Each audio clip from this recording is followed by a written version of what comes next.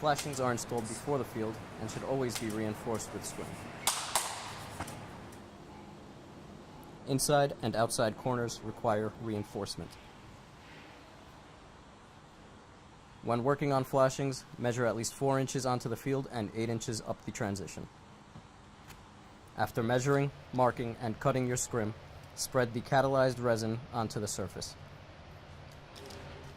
Fully coat the area approximately 60 mils thick. The roller should be pushing the resin, not rolling it.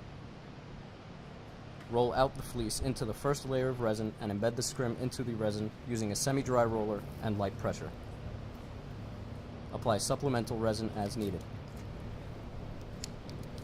Using an approved roller, apply an even coat of resin over the fleece at 30 mils thick.